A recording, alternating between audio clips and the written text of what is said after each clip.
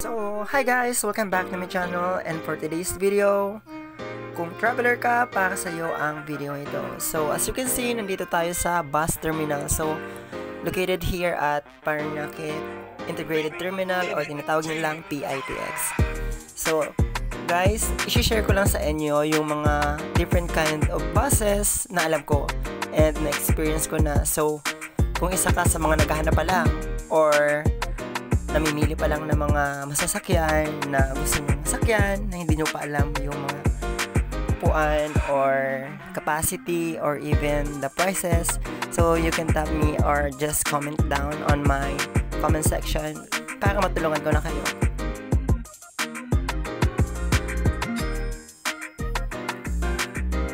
So kung napapansin nyo guys, maraming buses na dito sa terminal. Merong mga ordinary or yung mga tinatawag na common na bus, 2x2 or yung regular aircon lang, and yung mga luxury which is the 2x1 and the sleeper.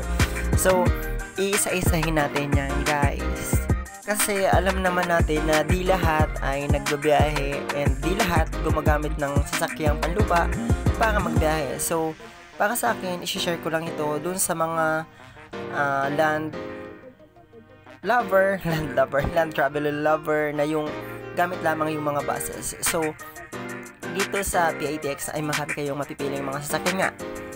So, ikaw na magpipili ng bet mong sakyan and depende na rin ito sa capacity nga na sinasabi ko and nagmamatter din dito yung fare. So, kung may mga questions ka regarding dito, i-comment mo ulit sa baba. Alam nyo guys, isa sa mga nasakyan ko ng bus or kahit nung bata pa ako ay yung may company name na Peña Francia, which is hindi naman siya bago pero parang ano na siya, parang nakatatak na sa isip ko. Not for promoting Peña Francia, but this is only based on my experience. Kasi kung pag tinanong ako kung ano yung bus na sinakyan ko, top of mind ko talaga sasabihin Peña Francia.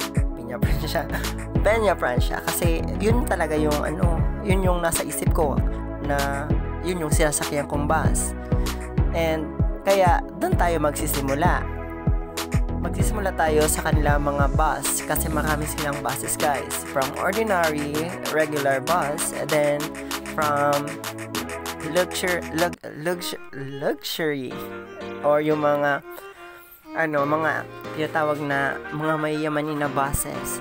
So kung ikaw ay pipili ng mga masasakyan mo, I think better choose Peña Francia because nandito yung bet mo talaga na bus na pwede mong masakyan, na safe na and maganda pa.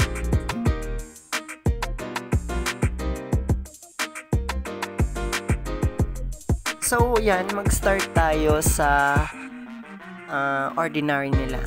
So sa ordinary nila guys na bus, meron silang 2x3 na seating which is composed of 60 seaters. So itong pinapakita ko dito guys, yan yung 2x1 nila which is the luxury bus. Contains of 26 seaters lang. So kakaunti lang kayo dyan sa loob, hindi masyado crowdy. Then yung space ng chair is wide, then comfortable ka talaga. As in, kung may magtatrabaho ka or may gala ka pa kinabukasan ng pagbiyahe mo, better to pick the luxury one which is the 2x1 or much better the extreme one. Kasi guys, na experience ko na yun na magbiyahe na gamit lamang yung ordinary before, kasi dati may ordinary na before. Nakakapagod guys kung may trabaho ka pa or business or duty or meetings na gagawin pagdating, kasi just for example night trip yung date, yung yung biyahe, kinaumagahan, may God, mapapagod ka. So better to choose the luxury bus for me. So kung may question ka pa, comment down below.